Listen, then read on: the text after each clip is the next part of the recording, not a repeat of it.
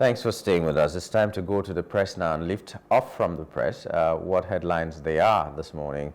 And to join us to make sense to some of these headlines is Mr. Biodun Sowunmi, a public affairs analyst. Good morning and welcome to the show this morning, sir. Good morning. Thank you for having me. Okay.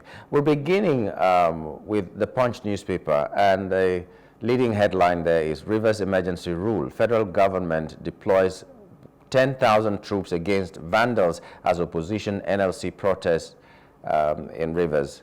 Well, let's just add what is on the vanguard to it. Emergency rule in Rivers, federal government, governors disagree on what it is.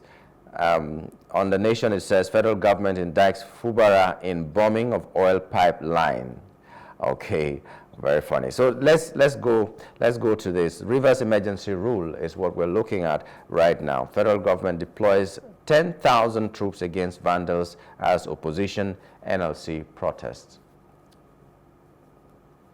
Yeah, I think it's a necessary move, given the fact that the oil sector still remains it contributes at least 80% of our foreign exchange needs, and we're already in trouble economically trying to get out of it. And given the explosions that happened in Rivers State that led to the state of emergency, there is no other option other than, to bring in enough forces, to ensure that the pipelines are not disconnected, leading to massive economic problems for the country. So the consequence of the state of emergency is bringing in the troops to protect the pipelines. Don't forget we had so many threats before the state of emergency, by different militant groups warning that they would create havoc. So I think the president has acted right in the light of the state of emergency, if approved by the National Assembly.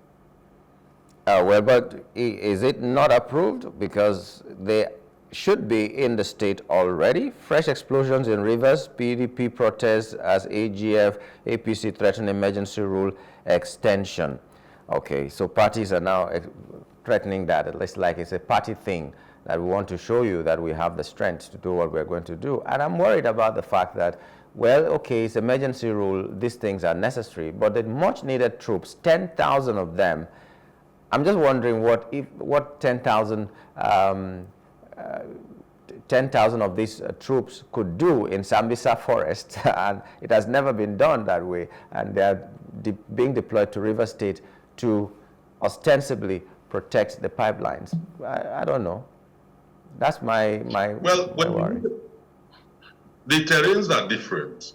Sambisa Forest is a huge forest.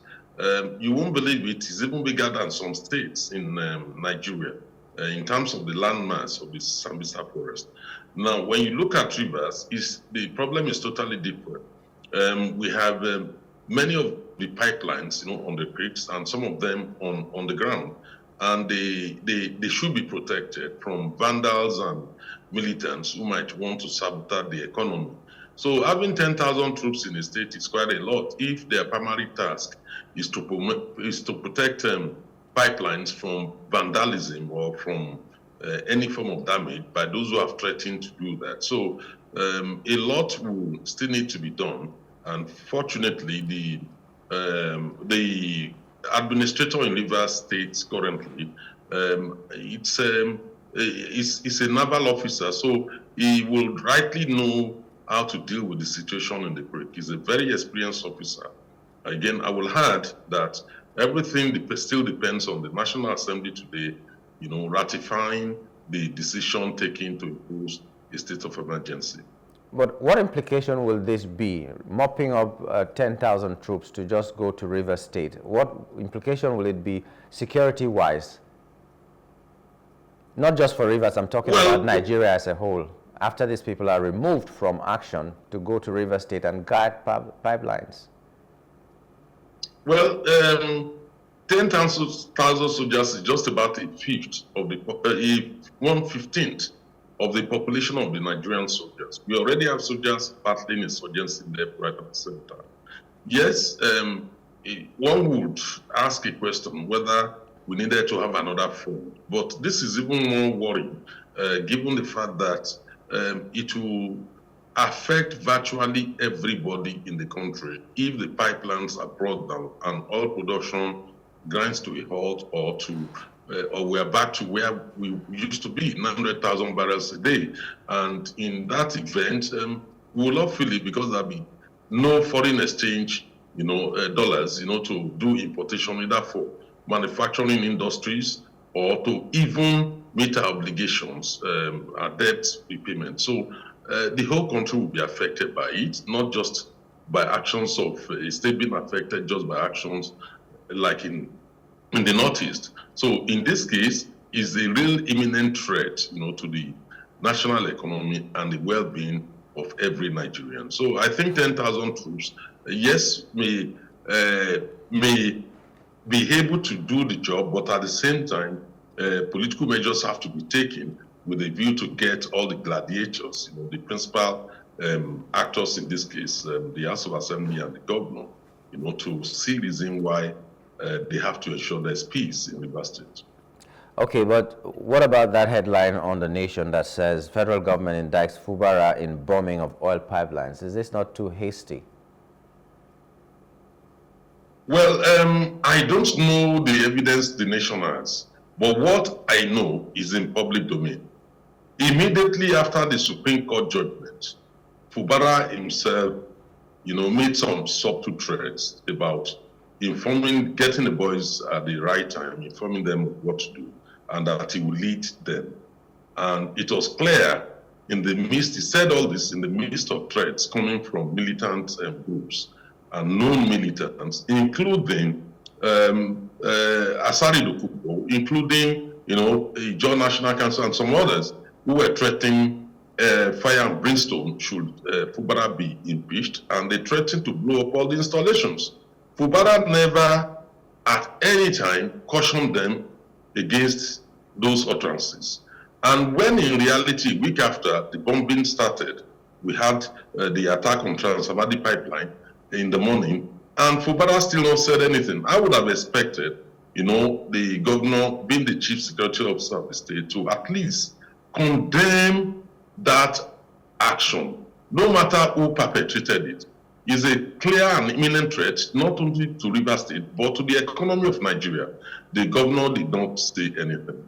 When the second incident was reported in the afternoon, again, there was no word from the governor, even only to express regret about that development or to condemn the actions, of those who blew up the pipeline. So you can see clearly that there's a proverb in Yoruba language that says a witch cry in the night and the child dies in the morning.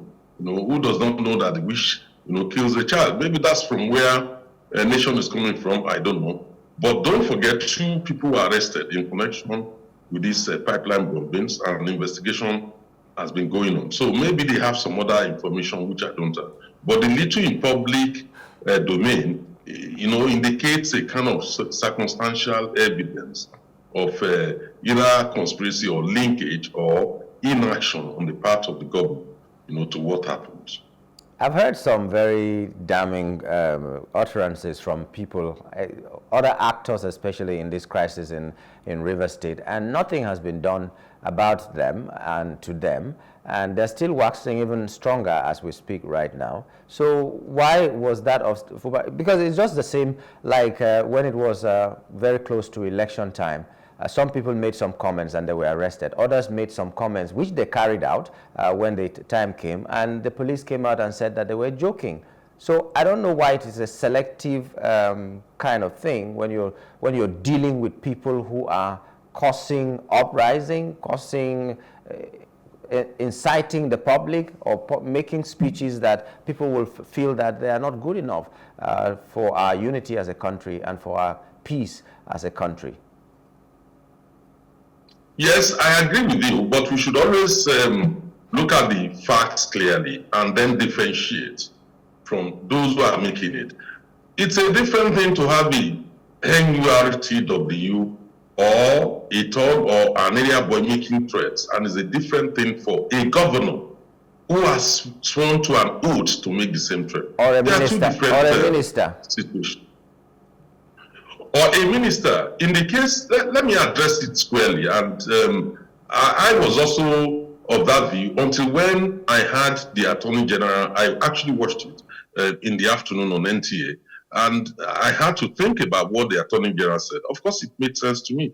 If you go, I have the CTC, go and get a copy of the CTC judgment. It said the president acted on facts. And when I went through the CTC, there was no reference to the minister, Wiki, in all this. There was no reference to any other person other than the governor and the House of Assembly. And the governor was even described as a despot. Not only that, the Supreme Court had already said that government had collapsed in Rivers State as a result of the action of the governor, that there's no government in Rivers State. That's a clear finding by the highest court, the apex court in Nigeria. And I felt at that stage that would have, that would have been the basis to act immediately, to impose a state of emergency if the Supreme Court says there is no government in Rivers State as a result of the demolition of the House of Assembly carried out by the government. Now, the president did not even act at that stage. There were still attempts to ensure that maybe some political resolution, could solve the problem. But what we have seen so far, the moment bombings were taking place, and nobody, including the House of Assembly or the governor, have been able to broker peace, and effectively, lack of governance continued in Rivers State. The governor refused to submit the commissioner list for scrutiny. The House is also refusing, to accept the budget for scrutiny because they have not been paid since October 2023. The governor did not even try to, to relax nerves, at least to release all their emoluments, their salaries since October 2023. So when you see two parties so recalcitrant and ego trips, they were all on ego trips at the expense of the people of Rivers State, it was clear to me that something will eventually have to give way. I was looking at the impeachment. So, but unfortunately, that did not happen since the president came in with the state of emergency, more or less, rescuing the governor, from being impeached and the deputy. So I think it's an opportunity to now go back, let the elders wait in. Nobody wants a military administrator anywhere in this country, and I will always condemn it. But the fact of the matter is, when you look at this specific Rivers State, we have had this problem for some time. So we need a resolution. Let the elders wait in, let the political gladiators sheath their sword, and then come to a sensible, agreement in the interest of the people of Rivers State.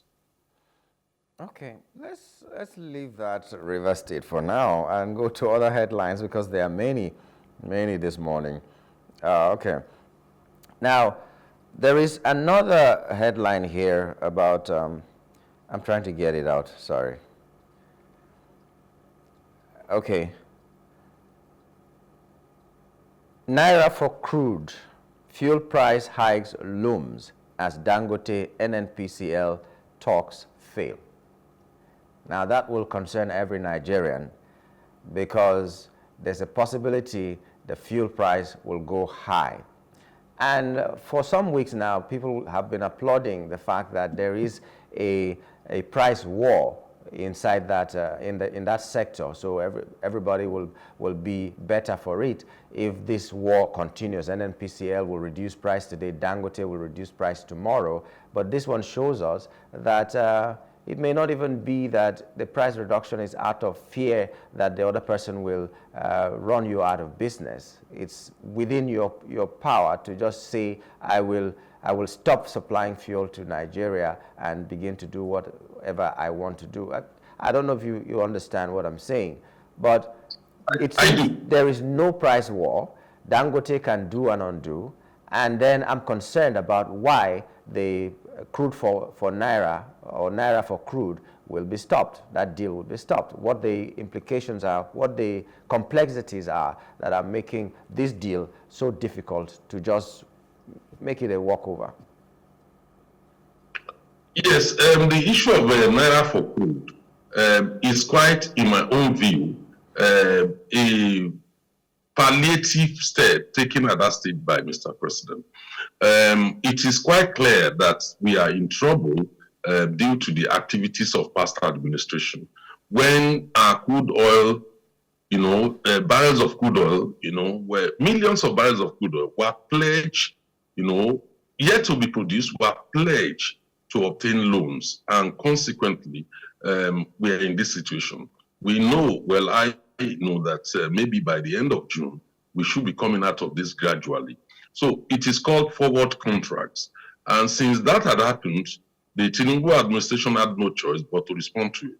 At the same time, the production of oil was down to 900,000 barrels a day, from 2 million barrels a day. So we were producing 900,000 barrels a day. And it's quite clear to everybody that it is not only PMS or refineries that needs dollars. The manufacturing sector also needs dollars, for importation of raw materials. In addition to students who are studying abroad need, foreign exchange to pay fees, health, and so many other sectors. We have obligations. We have to run the foreign missions outside Nigeria, and they have to collect, get their funding in dollars. So therefore, enormous pressure was placed on the foreign exchange reserves of the country. Now, the step taken so far to ensure that Dangote refinery can commence production by the government is to introduce what they call crude sales in Naira. And in return, Dangote is expected to also sell, to marketers in Nigeria in Naira. Don't forget, Dangote is located in the export zone. That is, 25% of his products is expected to be sold into the country, exported into Nigeria in local Naira, and 75% can be exported abroad. But Dangote needs to buy the crude oil, which is the feedstock for the refinery, in Naira in order to be able to meet that. That is the problem. And now, it is not only Dangote that is in production. We also have Port Harcourt refinery. We have two other and 5 other modular refineries, 2 federal government refineries and 5 modular refineries, requiring the same crude oil to be sold to them in Naira. Those ones were not even based in the export-free zones. They are based inside Nigeria. So therefore, they cannot be expected to buy their crude oil in dollars and sell in Naira. It's never going to work. Otherwise, those refineries will close down. But Dangote is located in export processing zone. But I do not see this as the real reason for any price war. The drivers for price wars, in the oil sector are 2 issues. One, the value of dollar. If the value of dollar falls or the Naira appreciates, it's bound to affect, the cost of PMS. So they would have to respond to that. The second issue is the price of the international price of a barrel of crude oil is expected to go down, significantly if they resolve the Ukraine-Russia war, as Trump is planning to do. We may even end up, seeing the price of a barrel of crude oil falling as low as $50, $55. In that case, it will affect our budget negatively, but it will make PMS to be available in Nigeria, cheaper than what it is today. So while it affects government foreign exchange, but it would lead to cheaper cost of PMS in our country. So that is what they call price war, because in order to prevent monopoly, independent marketers are free to bring in products if they are cheaper, than the prices being sold by the refineries in Nigeria. And number 2, the real reason for NNPCL being made a private limited company, it's strictly to ensure that there is no one refinery owner that would, that will become a monopoly, so that there is stiff competition and they are able to reflect the actual cost of production rather than, artificially keeping the prices of PMS high. So I think that is what they refer to as price war. Though that price war depends on 2 factors: the value of the strength of the dollar, and also the price of a barrel of crude oil. Okay, well, another headline here on the Nation newspaper is court vacates order on Natasha, but the one I'm interested is on the Guardian newspaper. They're talking about Natasha constituents reject sham recall process as Kogi Rec dismisses rumor.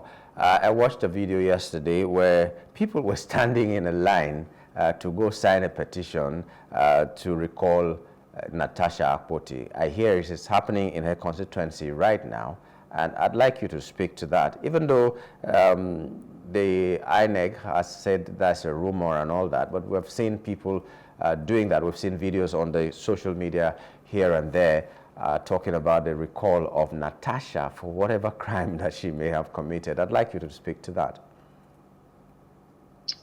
Yeah, Natasha, it's a very controversial senator. We've seen making allegations, against the Senate president on the floor of their house. The Senate has actually asked the Ethics and Privileges Committee to investigate it. Natasha failed to show, leading to her suspension. On the other hand, again, she has made further allegations against the Senate president. She had also gone to International Parliamentary Union, to raise issues. And I think it's on the issue of IPU, the International Parliamentary Union, that many people got upset that, look, Natasha washed her dirty linen in public. She should have allowed those issues to be investigated. And then in any case, sexual harassment is a criminal offense which has not been reported to the Nigerian police force. So that's for proper investigation. And there are those who felt, look, this idea of taking our case to other countries, outside the shores of our country, is not good for our image. It's as if, we're still suffering from colonial mentality hangover. So there are different opinions expressed. For me, Natasha is a woman. We have very few women in the Senate or even in the National Assembly. I would rather not support a recall process against her. Yes, whether she is found wanting or not, I would rather have that left to the electorate. If, for instance, INEC is not involved in this recall process. But the fact of the matter is there are things expected of senators. I think Natasha needs to slow down a bit. We need to encourage more women into the Senate, while at the same time, all the allegations, the sexual harassment allegations, must be fully investigated. If not by the Senate Ethics Committee, let Natasha submit these issues, to the criminal justice system. Let them probe into it.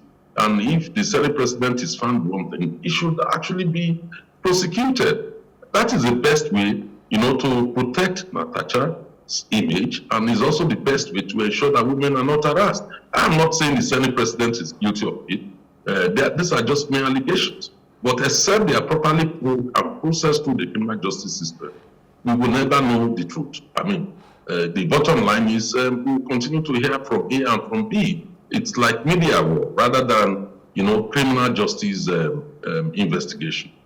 But do you think the Senate handled this Natasha problem well? Because if they did not, it will mean that that is what removed the trust from Natasha's heart. And she thought that she can only get justice if other people that maybe the Senate will respect more are involved.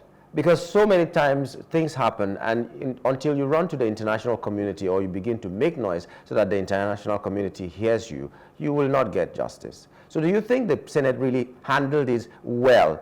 From the comments that all the senators were making, from whatever action they had taken from the beginning till now, do you think that she could have had the justice without looking outside?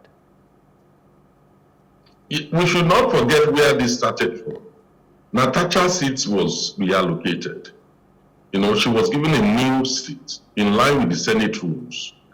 Natasha immediately reacted to that, and that was from there she made the allegation that she was being punished for not succumbing to certain desires of the Senate president.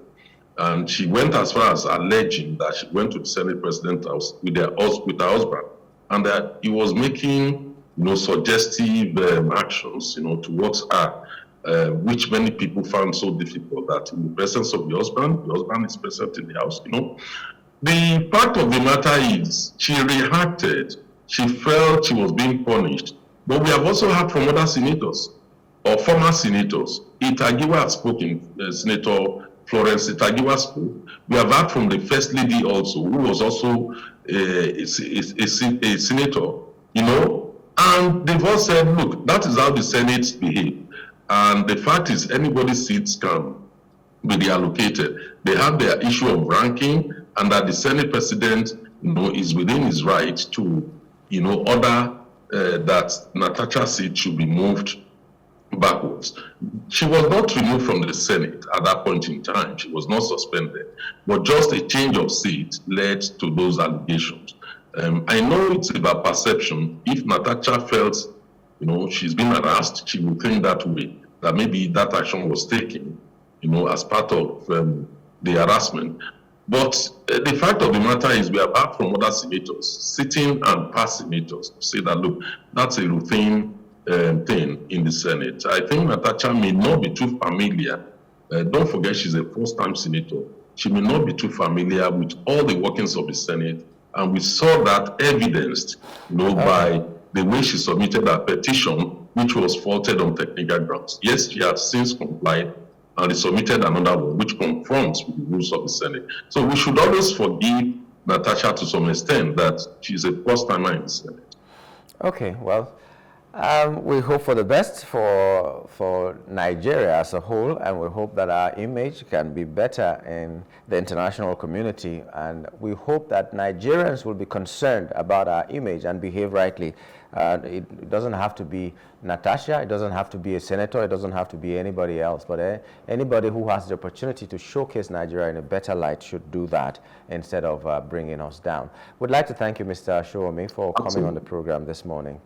Thank you so much. Thank you for having me. Thank you for having me. We've been talking to Mr. Biodun Sowunmi, a public affairs analyst. We were trying to look at the headlines this morning. We'll take a break now. When we return, we'll go back to what is happening in Rivers State. That's like the most interesting story this morning. Stay with us.